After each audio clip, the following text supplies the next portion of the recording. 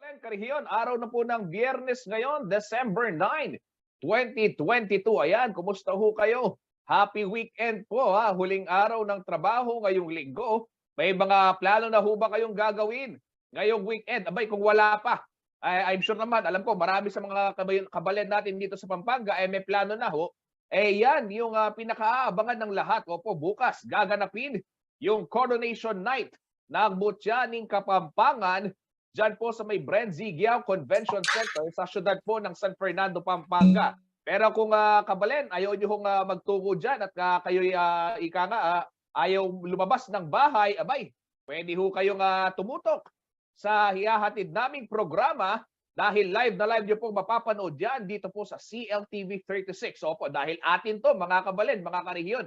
Yan pong Mutyaning Kapampangan Coronation Night ay live po namin ihahatid sa inyo via, syempre, yung sa Television Hall, Channel 36 at sa ating 39 cable partners, maging sa ating Facebook pages at YouTube live streaming, maging sa live streaming po ng ating website. Aba, saan ka pa? Mamili ka na lang, kabalen, kung saan mo gustong manood ng Mutyaning Kapampangan at kung saan mo gustong mag-cheer. Pero bago po yun, yung Coronation Night ay mangyayari ng alas 8 ng gabi.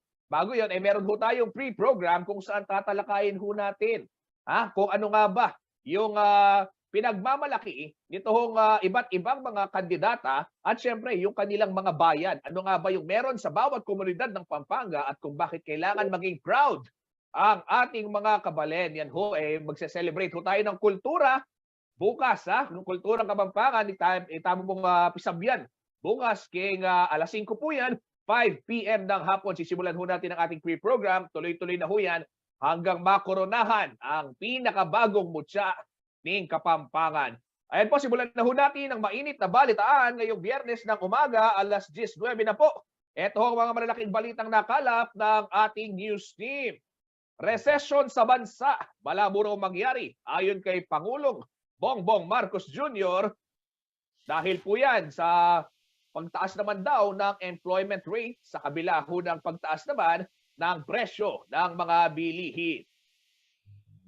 Ito mga kabalen, yung Implementing Rules and Regulations o IRR ng SIM Card Registration Act nakatakda pong ilabas sa darating na December 12. Ayon po yan sa National Telecommunications Commission o NTC.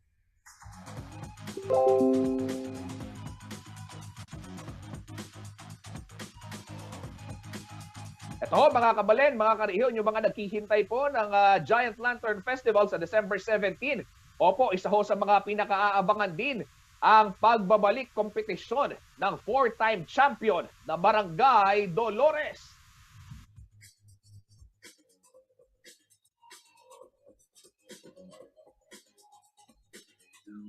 Talento at kulturang Kapampangan, tampok po sa Lakan at Lakabini ng Sinokwan Pre-Pageant.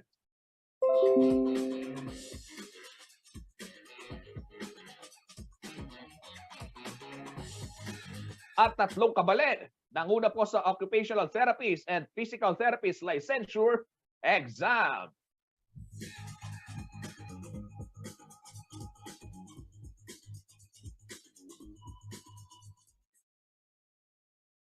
Ito po, habang papalapit naman ang Kapaskuhan ay siyang patuloy po ang pagdaing ng ating mga karihiyon dahil sa pagtaas po ng presyo ng mga bilihin. Katunayan, pumalo na po sa 8.8% ang inflation rate dito po sa Central Luzon para po sa buwan ng Nobyembre. Narito pong detalye ng balitang yan.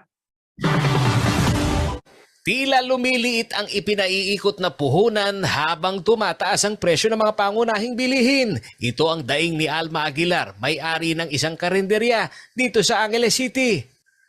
Mahirap po kasi yung pamunan namin puro 5-6. Alos tabla lang po pag-uwi. Wala na pong tira. Bagamat dumarami umano ang kanya mga parokyano dahil marami ang pinipiling bumili na lamang ng lutong ulam kaysa magluto dahil sa mahal ng mga rekado, hindi naman niya magawang dagdagan ang kanyang paninda dahil sa kulang na budget sa pamamalengke. Sibuyas po, tsaka manok, tsaka po yung mga gulay bagyo, masyado pong mataas. Dati po nakuha namin ng 175, 170, ngayon po 190. Yung gulay po nasa Yung pong patatas, dati 60, ngayon 95 na. Tsaka yung repolyo, 85 na po ngayon. Tapos po yung pechay, 85 na rin. Dati 60 lang po. Ang karaingan ni Aling Alma ay refleksyon ng 8.8% na inflation rate sa pagtaas ng presyo ng mga bilihin at serbisyo sa Central Luzon para sa buwan ng Nobyembre. Mas mataas ito sa 8.3% na naitala ng Philippine Statistics Authority noong Oktubre. Pumapangalawa ang Gitnang Luzon sa 12 rehiyon sa bansa na may mataas na inflation rate sa huling quarter ng taon. Kung ihahambing sa inflation na naitala sa mga rehiyon sa labas ng National Capital Region noong Oktubre 2022, 12 rehiyon ang nagtala ng mas mataas na inflation nitong Nobyembre 2022. Ito ay ang mga rehiyon na may kulay blue. Paliwanag ni Divina Prado, Deputy National Statistician ng PSA, nakakaapekto sa presyo ng mga bilihin ang pananalasa ng magkasunod na bagyo sa rehiyon. Ang nakikita natin, as I reported earlier, ang main driver ng increase ng inflation for food and non-alcoholic beverages, yung vegetables natin. That's the number one. And then yung cereals and cereal products and sugar. I think yung vegetables, kasi di ba, if we recall, meron tayong typhoon towards the end of October. I think this is a spillover effect. 8% ang national inflation rate nitong Nobyembre. Kaya naman ang mga karamihan sa ating mga karehiyon, todo-todo ang ginagawang pagsisigip ng sinturon, mairaos lamang ang makakain sa maghapon. Dati pag nagtitipid ka, gulay. Ngayon mas mahal pa yung gulay sa karne. Kaya sobrang hirap. Paolo G. Santos, taga rito kasama nyo para sa CLTV 36 News. Atin to.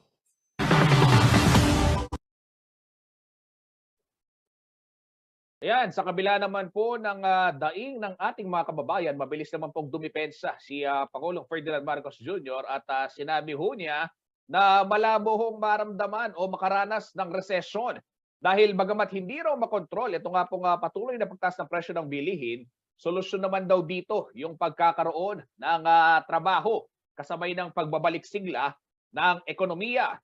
Sa isa pong short video ng Pangulo, sinabi niyang malabong mangyari na magkaroon ng recession sa Pilipinas dahil sa pagbaba ng unemployment rate sa 4.5% o katumbas ho ito ng mahigit 2 milyong Pilipino na wala pong hanap buhay. Higit naman mataas ang employment rate ngayon na nasa 95.5% na katumbas naman ng 47 million plus na mga Pilipinong may trabaho. Anya, prioridad talaga ng kanyang administrasyon na magkaroon daw ng trabaho at maiwasang bumalik sa recession. Gaya ho nung naranasan noong kahigpitan ng lockdown.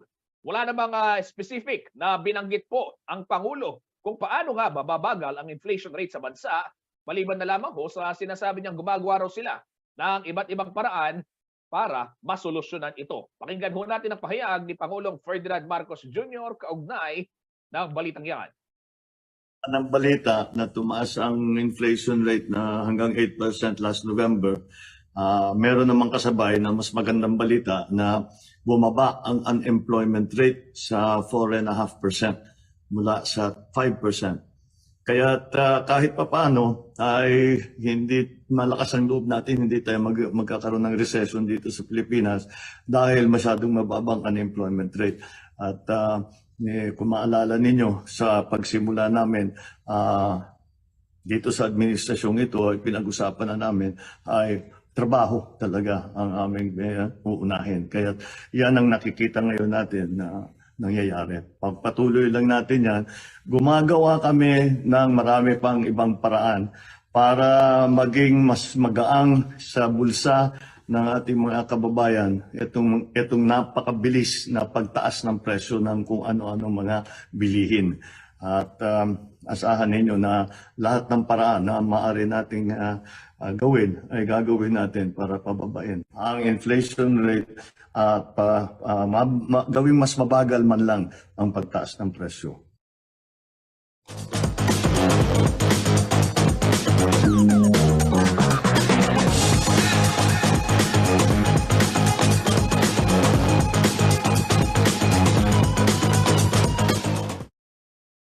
Ayan, Ayan, daig naman ng ating mga kababayan, may trabaho nga, hindi naman daw sapat yung sahod para mambili ng mahal na presyo ng bilihin. Samantala sa ibang balita, nakatakda na raw ilabas ang Implementing Rules and Regulations o IRR ng SIM Card Registration Act sa darating pong Lunes, December 12. Ayon po ito sa National Telecommunications Commission. Ang magiging laman ng nasabing IRR, alamin ho natin sa ulat ni JM De Jesus. Nakatakda ng ilabas ang Implementing Rules and Regulations o IRR ng Republic Act No. 11934 o Subscriber Identity Module Registration Act sa darating na ika-12 ng Disyembre. Ito ang kinumpirma ng National Telecommunications Commission matapos ang virtual public hearing hinggil sa guidelines na ginawa ng Technical Working Group ito lamang December 5. Kung may lalathala umunong IRR sa itinakdang petsa, maaari nang simula ng pagre-rehistro ng mga SIM sa December 27. Paliwanag ni Director Imelda Walshe ng NTC Regulatory Branch, hindi mo nagkakalayo ang proseso ng pagpaparehistro ng mga prepaid at postpaid users. Yung postpaid, alam natin na may data na sila sa telcos, pero according sa ating binalangkas na batas, kailangan pa rin nilang mag-register. Pero nakapaloob na sa platform yung information na dati nang nasa kanilang telco. So kapag dating naman sa prepaid, pwede ang bawat subscriber ay kailangan pumasok sa platform na ide-develop ng kanilang telco at dun sila mag-register. Bukod sa online registration, dapat daw magkaroon ng iba pang paraan ng mga telcos upang matulungan magrehistro mga walang access sa internet. Kung ano ang platform na i-develop ng telco, malalaman natin kasi iba-iba ang konsiderasyon. May mga lugar na wala pang magandang internet, tinatawag natin, it could be possibly tagged as remote area. So yung government ang pupunta doon kasama yung telco para doon mismo sa lugar gaganapin yung pagrehistro. Pero sa mga areas na meron ng internet, kagaya dito, may internet dito, yung mismong subscriber pwede siyang pumasok online sa platform na ide-develop ng telco. Paalala pa ng NTC, walang exemption sa gagawing pagpaparehistro. Ang importante is i-register mo bawat SIM card mo. So kung 10 ang SIM card mo, 10 times ka rin mag-register. Kasi alalahanin mo, i-register mo ang SIM card mo sa telco mo. So kung 5 ang Globe mo, 5 beses ka. Kung 3 ang Smart mo, 3 beses ka. Kung may dito ka pa, 2 beses kang mag-register sa dito. Nakapaloob din sa IRR ang mga valid government IDs na pwedeng gamitin upang makapagparehistro ng SIM. Kailangan may government-issued ID ka. At napakaraming klase ng government-issued ID ang nandoon para ito ang yung ipresenta pag ikaw ay nag-register. May mga kakaharapin naman na parusa mga hindi tatalima sa itinakdang proseso. Ang unang pwede niyang kakarapin ay mawawalan siya ng signal. Made-deactivate yung SIM. Yan siya. Hindi ka makakapag-communicate. Kung magkukulang ang 180 days para sa registration, ay maaari pa rin magkaroon ng extension ng 120 days, depende na rin sa desisyon ng ahensya. Ako si JM De Jesus, taga rito, kasama nyo. Para sa CLTV 36 News, atin to. Ito ho mga kabalen, sa atin pong pagbabalik, pag-usapan naman ho natin, ito ho nga ginawang inspeksyon ng Department of Trade and Industry sa mga tindahan po ng paputok dyan sa lalawigan ng Bulacan. Alam naman ho natin, pag ganitong holiday season, yan ho yung isa doon sa mga talagang pinakabinibili ho ng ating mga karehiyon. Huwag po kayong aalis at magbabalik po ang CLTV 36 Balitaan, atin to.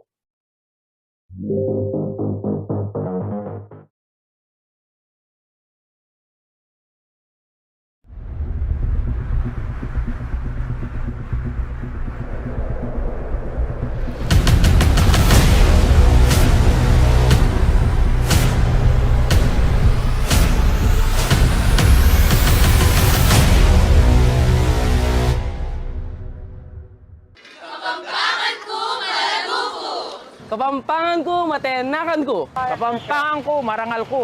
Kapampangan ko, magilas ko. Kapampangan ko, masibag ko. Kapampangan ko, porsugido ko. Kapampangan ko, miyasa ko. Kapampangan ko, masikan ko. Kapampangan ko, pero matatag ko. Kapampangan ko, mapanyaw ko. Kapampangan ko, magmalasakit ko. Kapampangan ko, inagyo ko. Kapampangan ko, pagparagon ko. Ito ang mga kapampangan, hindi umuurong sa anumang laban. Nalugmok man ng pandemya, pilit pa ring hinarap ang mapait na banta.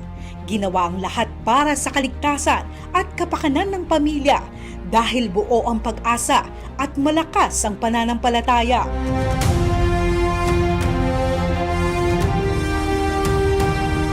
Marami ang nawalan ng trabaho, nagsara ng negosyo, nakulong sa mga bahay at nawalan ng mga mahal sa buhay. Pero sa simula ng COVID-19 hanggang sa pagluluwag ng mga quarantine, nakaantabay si Gov Delta at Vice Gov Nanay Pineda mula sa ating pagkakadapa hanggang sa muli nating pagsisimula. Ito po, pag tayo'y nagtulong-tulong, tayo mga Pilipino, mga katabing probinsya, katabing bayan, at ang inyong mga public servant, mabilis ho na makakabangon tayo. Ngayong taon, unti-unti nang nararamdaman ang pagbangon ng ekonomiya sa probinsya. Bumuhos ang tulong mula sa nasyonal at maging sa ibang bansa. Balik operasyon na ang maraming negosyo. Nabigyan din ng pagkakataon ang maraming kabalen na muling makapagtrabaho.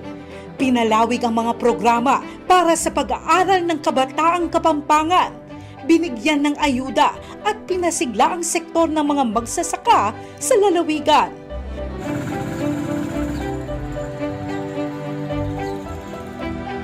Hindi rin nakalimutan ng mga kabalen na may kapansanan, mga sentenaryan, nakaratay at mga aita sa kabundukan.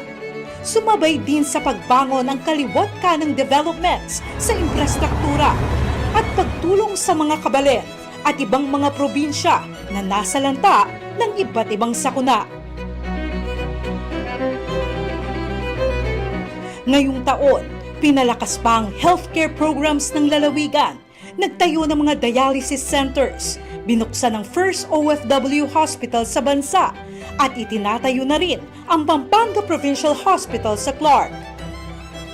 Isa pang ipinagmamalaking programa ngayon ng probinsya ay ang Alagang Nanay Preventive Healthcare Program na layong gamutin ang lahat ng Kapampangang may karamdaman.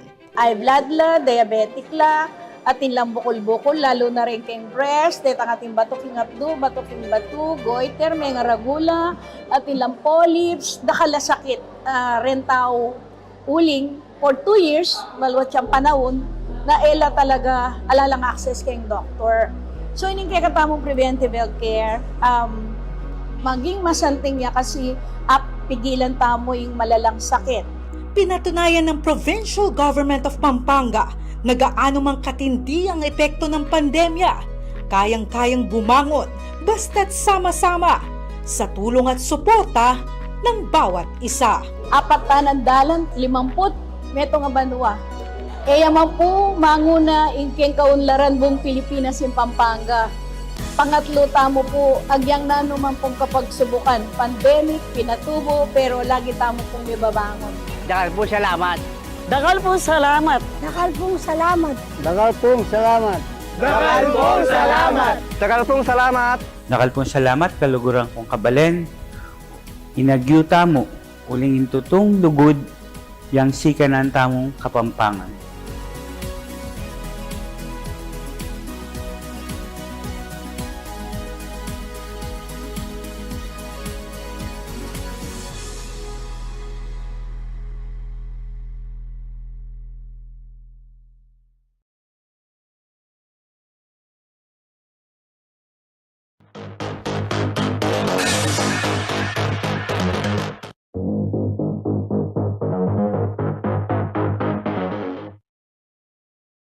Nagbabalik po ang CLTV 36 Balitaan Atin To. Kabalen, Karihyon, sa puntong ito, makibalita ho tayo kay Kuyang JM De Jesus na live mula po dyan sa tanggapan ng DTI Central Luzon kung saan isang kapihan po ang ginagawa para talakayin ho itong regulasyon sa bentahan ng paputok. JM, kumusta? Ano ang latest mula dyan sa DTI's Central Luzon Office? Yes, kasamang Justin, alas 9 ng umaga nang magsimula itong kauna-unahang kapihan with media na face-to-face. Kasi sa mga nagdaang buwan, ito ay isinasagawa lamang virtually. At kanina ay napag-usapan ang mga opisyalis ng DTI, especially dito si Provincial Director Edna Dizon ng Bulacan, na kung saan pinag-usapan yung mga talagang ng mga fireworks ngayon since palapit na ang New Year. JM, ano nga ba yung naging laman ng talakayan kaugnay nitong usapan dyan, kaugnay ng mga fireworks? Yes, kahapon ay nagkaroon na araw ng Huwebes, December 8 ay nagkaroon na muna ng inspection ang DTI Bulacan kasama ang PNP na kung saan tinignan nila yung mga quality at kung tumatalima ba yung mga gumagawa at nagbebenta ng mga paputok sa Bukawi, Bulacan. At sabi naman ni PD Edna Dizon kanina, bagamat hindi siya nakarating ay via phone touch, ay sabi niya ay wala naman hindi tumatalima at hindi sumusunod kung kaya't magiging ligtas umano. Kaya lang ang isang problema ngayon ay nagkukulang ang supply at makikita doon sa mga tindahan ng mga paputok na hindi siya katulad ng mga nakaraang taon na madami talagang paputok na pagpipilian. Ngunit ngayong taon nabigla sila dahil kukunti lamang ang mga paputok doon sa mga shop ngayon. JM, ano yung dahilan? Bakit kulang o yung hindi sapat yung stock ng paputok? Lalo na ngayon, alam naman natin, pag Pasko, bagong taon, kasama yan doon sa selebrasyon ng marami sa ating mga karehiyon. Hindi lang mga taga Central Luzon, yung dumadayo dyan sa Bulacan. Maging yung mga karating nating rehiyon at lalawigan, nagpupunta talaga para mamili ng paputok dyan sa Bulacan. Yes, kasamang Justin, nararamdaman pa din daw ng mga manufacturers at mga nagtitinda ng paputok yung pandemya dahil pahirapan daw ang pag-order ng mga raw materials at yung mga chemicals na ginagamit nila sa paggawa at nagtataasan din yung mga presyo kung kaya naman binabawasan din yung kanilang mga ino-order. Kung kaya naman nagkakaroon ng shortage ng supply ng paputok dahil hindi sila makapaggawa ng katulad ng mga nakaraang taon, kaya naman ngayon ay kakaunti ang kanilang mga nagagawa, kasama Justin. JM, eto meron tayong gustong malaman kasi nga nabanggit mo, kulang yung stock ng paputok dyan. Usually nakasanayan ng ating mga kababayan kahit sa mga simpleng grocery items lamang, pag wala dyan sa supermarket, i-online mo, no? Order ka online kasi marami kang makikita. Nandyan, o pa-deliver mo na lang, hindi ka nalalabas, mahal yung gasolina, hindi ka na gagastos sa krudo at wala pang risk of getting COVID-19 kasi nasa bahay ka lang. Pwede ba? Paano? Ano ba yung regulasyon? Meron bang sinasabi ang DTI kaugnay ng pagbili ng paputok online? Yes, nabanggit kanina ni Provincial Director DTI Edna Dizon na hindi umano nila pinapayagan o talagang hinahayaan yung mga mamimili na umorder online. Bukod dun sa kasi sinasabi ng mga iba na ito ay magiging sufficiente at mas mabilis ang pag-order, pero ito naman may kaagipat naman daw na disgrasya. Dahil hindi daw nila talaga natitignan yung mga kalidad na mga ino-order online. Kaya naman wala itong mga quality check na pinagdadaanan dahil nagugulat lang din daw sila bakit hinahayaan ng mga online selling platforms na magbenta online yung mga ibang mga resellers na hindi naman chine-check pa yung mga kalidad. Kaya naman patuloy nilang binabalaan lahat ng publiko na magiging mabilis nga at mas magiging mura ang pagbili at magiging sufisyente. Pero ito ay malaki ang chance na magkaroon ng disgrasya kung sakaling ito yung mga bibili nila, kasama Justin. Ayan, nakakatakot naman na kung makakabili ka ng paputok, nakamura ka nga, ikaw naman yung nasa bugan, putol yung daliri mo at malungkot ang yung pagsalubong ng bagong taon. Pero JM, ito nabanggit mo, sinasabi ng DTI, bawal o wag, they are discouraging yung pagbili ng paputok online dahil nga sabi mo, hindi nila naka-quality check. Ano ba yung pamantayan ng isang paputok na dekalidad o dumaan doon sa wastong proseso ng pagsusuri, hindi lamang ng DTI, pati yung mga government, other agencies, government agencies na nakatutok para matiyak yung kaligtasan ng mga produkto? Yes, kasamang Justin. Katulad nga ng mga nakaraang sinasabi ng DTI, katulad na lamang dun sa mga Christmas decorations, mga Christmas lights, kakailanganin daw itong dumaan sa proseso ng quality check. At kailangan meron daw itong quality mark o PS mark o product standard na mark para mapatunayan na talagang dumaan ito sa DTI at tinignan nila lahat ng mga ginamit doon sa paggawa ng produkto. Dahil kung meron man umanong nakitang talagang hindi makakaganda doon sa produkto, ay hindi nila ito papabayaan na bibigyan pa ng quality mark. So isa yun sa mga sinasabi ng DTI na kailangan muna nilang tingnan bago sila mamili. Kung magbibili na sila ng online, maaari naman siguro silang magtanong kung saan ito galing at may quality check ba ito. Pero kailangan daw nilang i-verify kung tama o original ba yung sticker na nakadikit doon sa produkto katulad ng mga paputok. Dahil ito nga ay kailangan munang dumaan sa proseso at bigyan ng go signal mula sa DTI na maaari itong ibenta. JM, alam ko ongoing pa yung kapihan ngayon. Baka lang nabanggit na pero kung hindi, pwedeng pakitanong na lang din, paano natin matitiyak na itong mga PS marks na to o yung mga ICC sticker, yung mga import commodity stickers ay original? Kasi alam naman natin, napakadali, ayoko magbigay ng idea sana, pero gusto ko rin magbigay ng babala sa ating mga kababayan kasi alam naman ho natin, napakadali na lamang kung mag-print ng kahalintulad na mga stickers o kung ano-ano pa para sabihin na meron tong sticker, original ito o ika naman nadaan ito sa wastong inspeksyon. Ano ang ginagawa ng DTI para naman hindi gayon maabuso itong mga masasamang loob na nagpiprint ng mga stickers na pinipeke lang nila? Yes, kasamang Justin, ayon dun sa nakausap natin nung unang-una pa lamang na story regarding sa mga Christmas lights, nakakailanganin din ng PS Mark. Meron daw silang mga aplikasyon na pwedeng gamitin ng mga users sa mga mamimili upang i-scan yung mga PS Mark upang masiguro na ito ay authentic at original. At doon na lang, pwede din sila magtanong doon sa mga sa kanilang ahensya at bisitahin kung sakaling pwede nila magtanong kung ito bang mga stickers na ito ay original upang sila ay magkaroon ng ideya, kasama Justin. Okay, antabayanan natin yung magiging usapan pa at yung mga iba't ibang tatalakayin diyan sa DTI kapihan para sa gayon aware naman yung ating mga kababayan, lalong-lalo na napakahalaga po ng pinag-uusapang ito dahil hindi lamang yung maloloko ka sa produkto o masasayang yung pera mo JM. Ang pinag-uusapan ho dito ay yung kaligtasan ng mga consumer. Kung sila ay makakabili ng dispalinghadong produkto, ay kawawa naman ho ang kanilang pagdiriwang ng holiday season. Kaya mag-iingat ho tayo at ipabibigay namin sa inyo yung karagdagang guidelines mamaya po at pagkatapos ng kapihan. JM, maraming salamat para sa iyong komprehensibong ulat at mag-iingat kayo dyan. Samantala, dumako naman ho tayo sa ibang balita. Ito, nanalo ho ng gold place sa isang fruit and vegetable carving competition ang isang mag-aaral ng hospitality management na si Carl Stephen Lagban. Estudyante ho si Lagban sa Holy Cross College sa Santa Ana, Pampanga. Naging inspirasyon daw niya sa naturang kompetisyon, yun pong ipinagmamalaking Giant Lantern Festival ng siyudad ng San Fernando, Pampanga.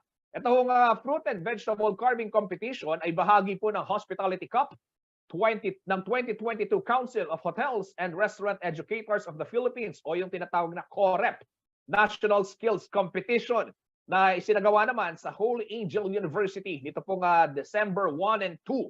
Ang COREP po ay sinalihan ng 20 kolehiyo at pamantasan mula po sa iba't ibang dako ng bansa. Gaya na lamang po ng University of Santo Tomas, National University, Far Eastern University, Centro Escolar University, at Lyceum of the Philippines University. Pakinggan ho natin itong pahayag ng gold placer na si Carl Stephen Lagban kaugnay ng balitang yan. Pinaghahandaan po ng dito po sa Pampanga yung Giant Lantern tuwing pong December.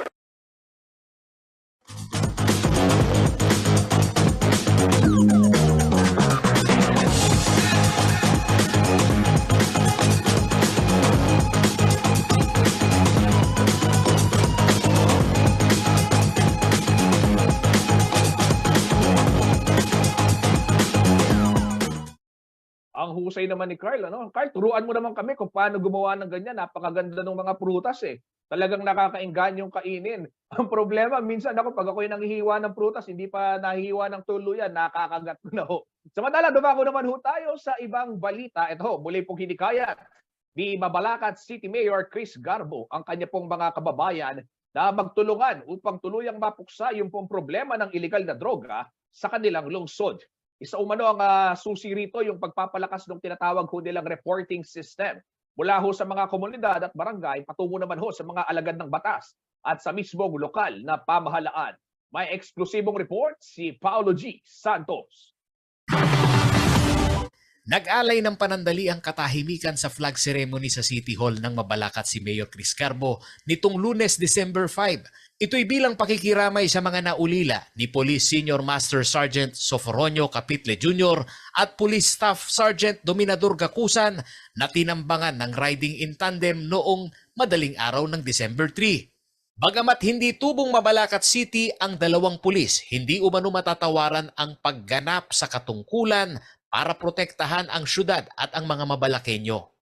Talaga pong nakakalungkot nga, sabi nga po sa mga empleyado natin dito sa flag raising ceremony, bataunahin po natin yung pagdadasal sa kanilang mga kaluluwa at sa mga para bigyan ng kalakasan ng mga pamilya nitong mga naiwan ng mga kapulisan natin. At yung isa kasi taga Victoria Tarlac yung isa taga Caloocan. So I just have to send my financial support to the family. Napag-initan, ito ang isa sa hinala ni Mayor Chris Carbo kung bakit pinuntirian ng grupo ni Kenneth Flores ang dalawang pulis. Si Flores ang itinuturong mastermind na kilalang sangkot sa kalakalan ng iligal na droga sa Barangay Dao. Dito siguro baka talagang sa matindi po na pag-ano po ng ating mga kapulisan ngayon, medyo baka bumaba yung supply nila, supply and demand, medyo araw-araw kasi no letting up of yung operation nila dun sa area na yon. Medyo parang napaginitan itong mga kapulisan natin. Kaya ganun ang ginawa sa tingin ko. Vulnerableng maituturing sa illegal drug trade ang syudad ng Mabalacat dahil may market umano sa mga resettlement area ang mga katabi nitong lungsod ng Angeles City. Strategic din umano ang lugar nito dahil nagsisilbi itong entry at exit point para sa mga biyahero. Always po ang mga malalaking barangay po natin, Barangay Dao, Dukit, Lacandula, and then po yung barangay sa Pambiabas wherein nandyan po yung dalawang malalaking natin sa resettlement and then Madapdap. What is ironic about Mabalacat po kasi, yung pagkakaiba po kasi, we are surrounded ng magkatabi po yung syudad namin ng Angeles At alam mo, marami tayong exit and entry point galing from the north and south. Kaya po sometimes napakabilis po ng pagpasok ng droga dito.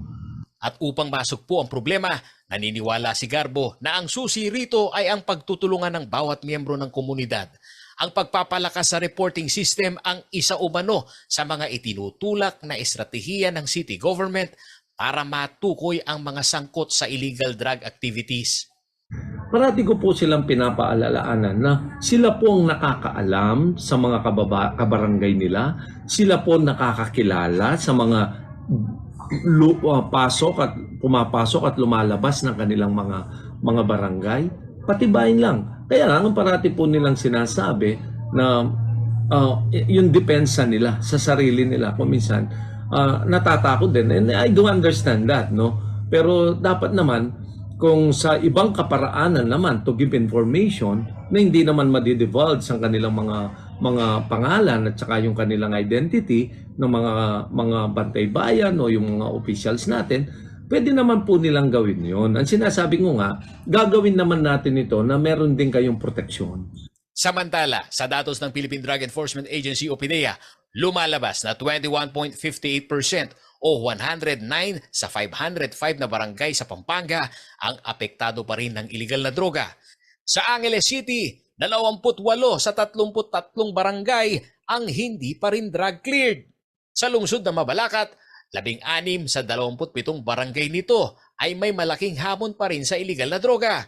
Ang Bulacan ay halos hindi rin nangangalahati ang mga drug-cleared barangay. Sa 569 barangay nito, 306 pa na barangay ang drug-infested. Paliwanag ni Police Brigadier General Cesar Pasiwen, ang hepe ng Police Regional Office 3, vulnerable ang mga komunidad na malapit sa National Capital Region na maituturing na ground zero ng illegal drug trade sa bansa. Malapit lang kasi yung proximity sa NCR, malapit. At saka yung Bulacan, highly urbanized na rin po yan. Halo-halo na rin po yung tao dyan, lalo na yung San Jose del Monte na yung galing Metro Manila, dinala po dyan. Sa kampanya umano ngayon ng gobyerno, ang supply chain sa iligal na droga ang prioridad na matuldukan. Gayon na rin ang malawak na edukasyon at pagpapalakas sa kooperasyon ng kada sektor hanggang sa barangay level. Buhay ay ingatan, drogay ayawan. Nilumsan po natin yan kasama ng ating mga support groups, mga barangay officials, in lahat po ng sektor na pwede makatulong sa atin. Magkakaisa po tayo para masugpo itong illegal na droga. Ako si Paulo G. Santos, taga rito kasama ninyo para sa CLTV 36 News. Atin to.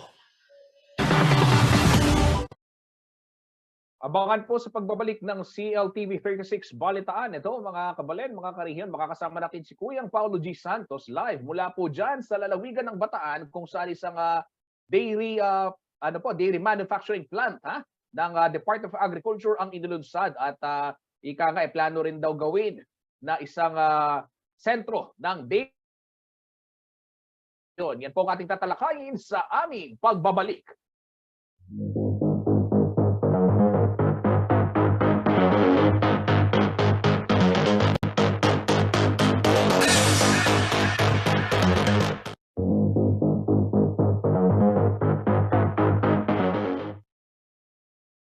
Nagbabalik po ang CLTV 36 Balitaan Atin to. Kabalen, karihiyon, sa puntong ito, makibalita ho tayo kay Kuyang JM De Jesus na live mula po dyan sa tanggapan ng DTI Central Luzon kung saan isang kapihan po ang ginagawa para talakayin ho itong regulasyon sa bentahan ng paputok. JM, kumusta? Ano ang latest mula dyan sa DTI Central Luzon Office?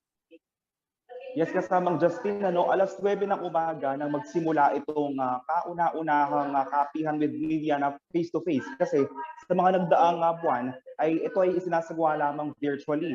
At kanina ay napag-usapan tayo.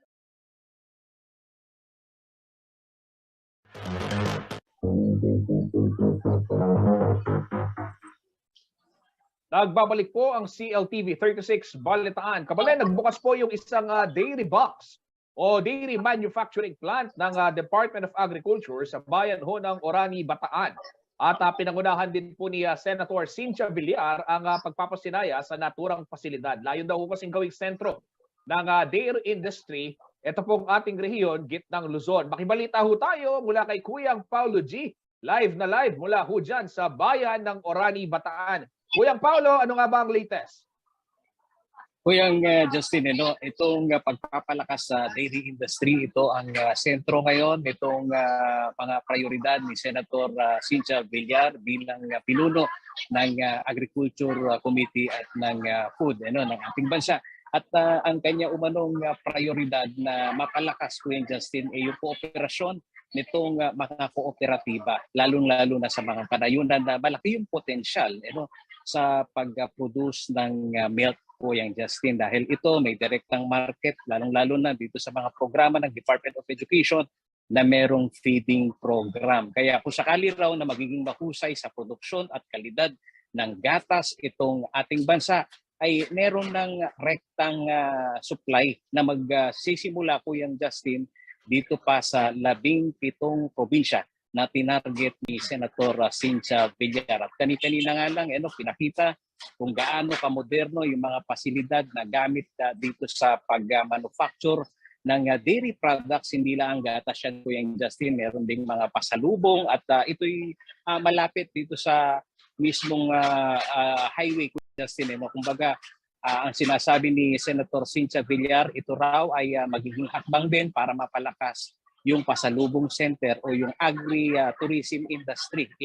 At isa sa kanyang mga pinupuntirya po yung Justin, bukas makalawa raw, kailangan masilip pa. Ito pang mga industriya na kasunod ay dairy farming. Kasi po yung Justin, sinasabi ni Senator Villar na itong mga nagpro-produce ng farm naman sa coconut, po yan Justin. Ang kasunod nito, ang karugtong nito, itong dairy farming o itong livestock, po yan Justin. At sa kanyang binabanggit, 1% lang daw yung supply ng gatas dito sa ating bansa na halos imported ito. Kung mapapalakas daw ito, Kuya Justin, ay tiyak na pa itong produksyon o itong industriyang ito at ang unang magbebenepisyaryo itong mga magsasaka sa kanayunan. Narito ang kanya pahayag, Kuya Justin.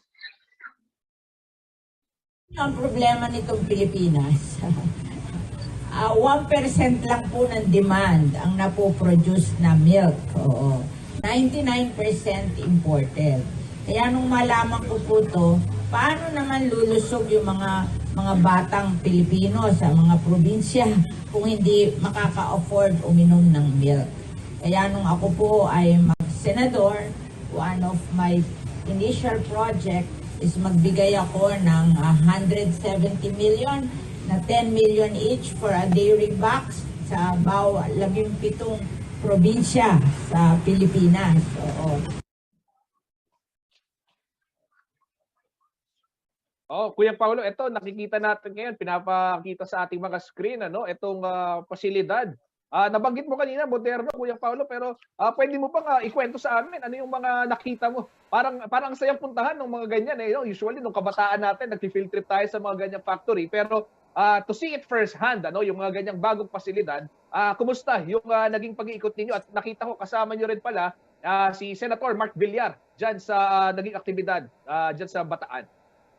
Kuya Justin, itong mga teknolohiyang itinulak na magkaroon ng manufacturing ng gatas mula sa gatas ng kalabaw, talagang ito ay nanggaling pa dito sa ating mga scientifico, lalo-lalo na sa Carabao Center. Kuya Justin, alam mo naman, nandito yan sa lalawigan ng Nueva Ecija. Kasama din ang Carabao Center, Kuya Justin, sa pag-modernize nitong mga dairy packs na inilunsad, hindi lang dito sa Central Luzon. At totoo ka dyan, hindi lang po mga gatas, kundi yung pang mga pasalubong, pastillas, Kuya Justin, nayari sa gatas, lahat ng mga produkto na manggagaling dito sa mga dito sa organic pati, Kuya Justin, na gatas ng kalabaw, makikita mo dito parang one-stop shop siya, At makikita mo din yung pagproseso nila. Merong tsokolate na gatas na pwede talagang maging pasalubong, lalo-lalo na patok to sa mga bata, Kuya Justin. Yun yung nakitang senaryo natin. At ang buti nito, alam mo baga, masusukat daw talaga yung kakayanan nitong mga magsasaka natin. Dahil kapag may mga kooperatibang nagme-maintain nito, nababantayan kung papaano ginagasta yung pondo. Binabanggit ni Senator Cynthia Villar, imbes na mag-invest sa sasakyan o kung anumang mga pasilidad na hindi nakikita, ito raw, Kuya Justin, sadyang mapapakinabangan nitong mga magsasaka dahil itong income generating program sa mga kooperatiba, kung mapapadami pa ito, tiyak isa ito sa pagiging pasyalan din ng ating mga kababayan kapag bumababa ng probinsya. Okay, Kuya Paulo, panghuli na lamang, natikman mo ba itong gatas? Kasi nakita ko si Senadora Cynthia Villar, nung pagkatapos siya kuminom, nag-comment, masarap, gumaganon ikaw ba, natikman nyo na ba ni paring Johnny? O may pagkakataon bang makatikim kayo ng gatas dyan? Ay, sinabi mo pa, Kuya Justin, talagang lumalaban ang ating produkto ng gatas ng kalabaw dito sa mga imported milk, Kuya Justin. At ang pinapangarap ni Senator Cynthia Villar, lumakas pa yung 1% na supply natin ng dairy products. Kung maaari raw, Kuya Justin, maibaba ito. Lalo-lalo na may hamon sa mga negosyante na tinamaan ng ito namang ASF. Baga, pwedeng mag-shift itong ating mga livestock farmer, Kuya Justin, dito naman sa pag-aalaga ng kalabaw o nitong cow, Kuya Justin, baka. Na bukas makalawa daw, Kuya Justin, ang pinapangarap niya, talagang magiging malakas ang production natin, lalong-lalo na dito sa gitnang Luzon. Okay, maraming salamat, Kuyang Paulo G. Santos, live na nag-uulat mula po dyan sa bayan ng Orani, Bataan. Samantala, dumako naman tayo sa ibang balita pagkatapos po ng 4 na taong pamamahinga sa pagsali po sa Giant Lantern Festival. Muli pong sasabak ngayon sa kompetisyon ang Barangay Dolores. Hawak po ng naturang barangay ang titulo Hall of Fame pagkatapos pong mag-champion ng 4 na taon mula po 2014 hanggang 2019. Nako, ito yung mga Hall of Famer na talagang binabantayan taon-taon. Sa pagbabalik ho ng Barangay Dolores sa Ligligang Parul, puspusan umano ang kanilang paghahanda para masungkit muli ang kampyonato. Narito pong detalye ng balitang yan.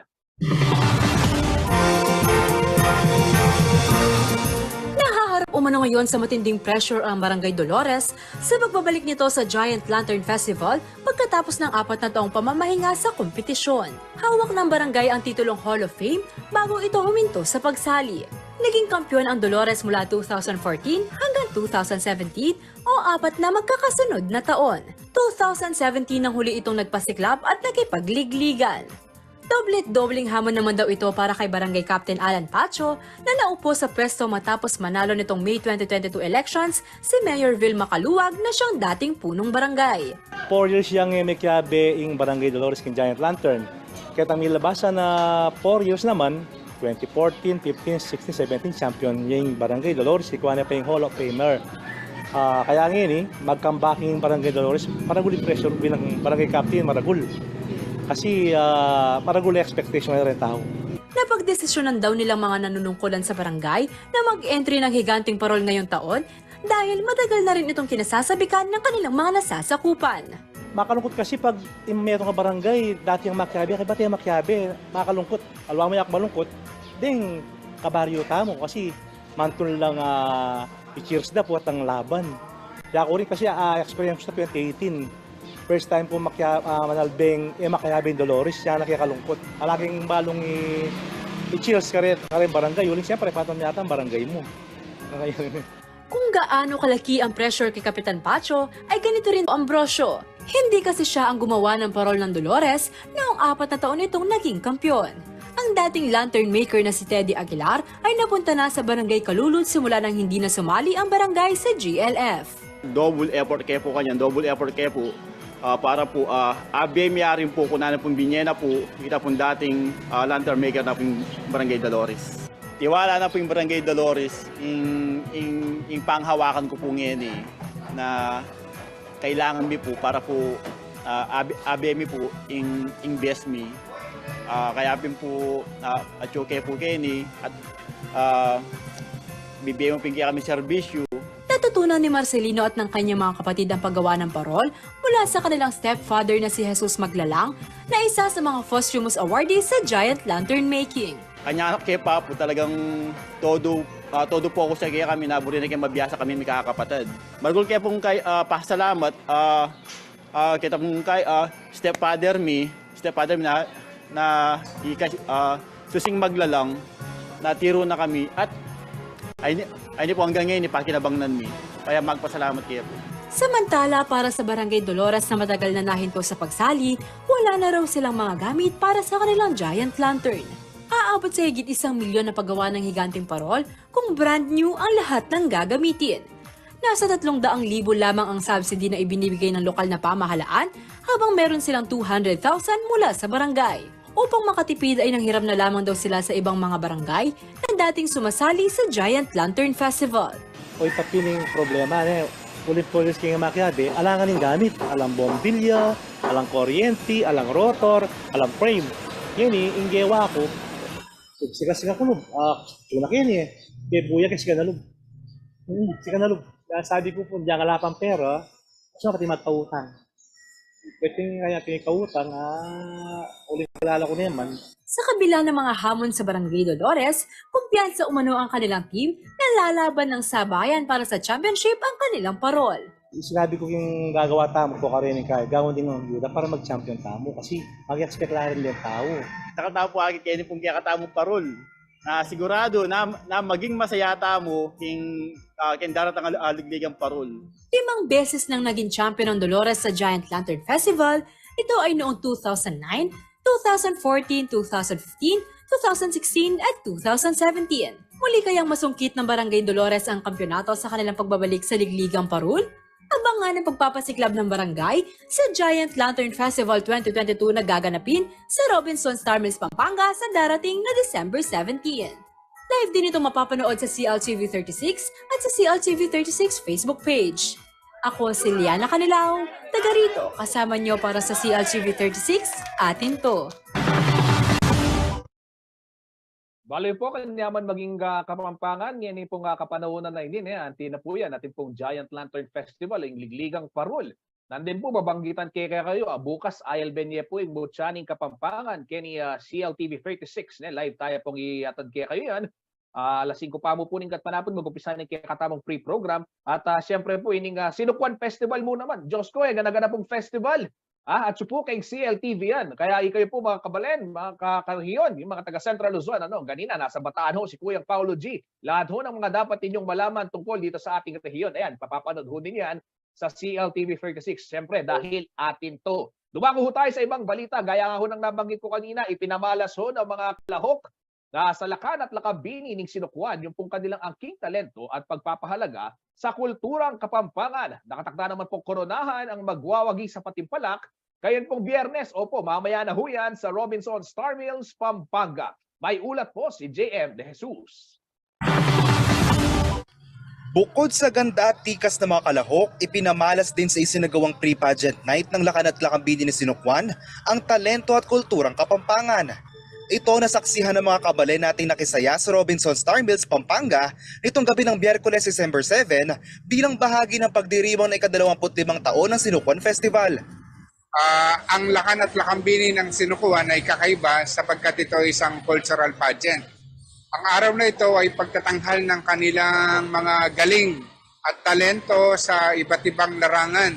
Kaya lalo nating makikilala, hindi lamang sila magpapakita ng kagandahan, kung hindi mas bibigyan natin dito ng diin yung kanilang kaalaman sa sariling atin.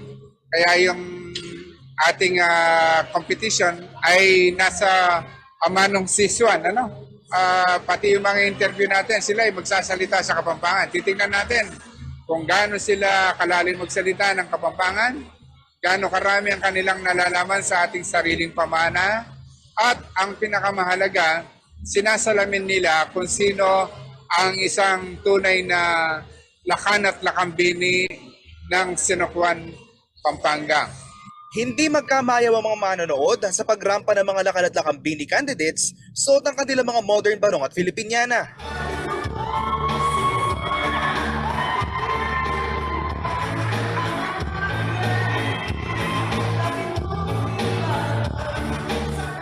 Lalo namang lumabas ang angking galing ng mga kalahok nang sila ay magpakilala gamit ang amanong siswan o wikang Kapampangan.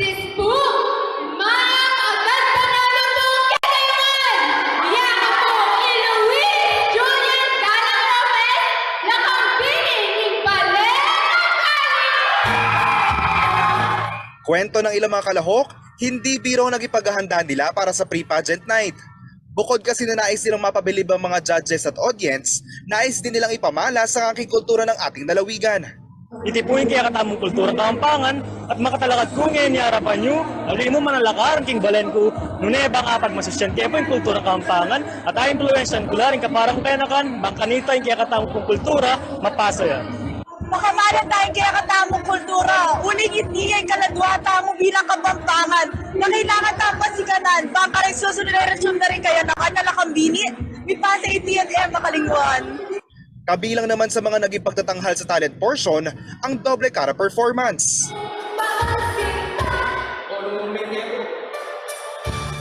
Pagsayaw sa saliw ng musikang Kapampangan at pagbibigay pugay sa sayaw ng mga katutubo.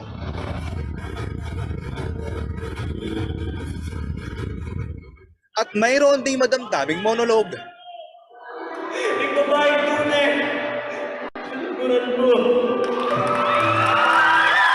Makakakuha ng additional points ang top 3 candidates sa pre-pageant. Kabilang ito sa magiging basihan sa pagpili ng bagong Lakan at Lakambini ni Sinukwan na gaganapin sa December 9, ganap na alas 4 ng hapon sa Robinson Star Mills, Pampanga. Punong-puno yung kaligalaya ko. Masaya akong masaya. Pwedeng Kapampangan, masaya akong masaya. Uling, mga lagulangan, mga pogilan, then Kapampangan. Nandiyan na naman kayo sa 9, then December 9.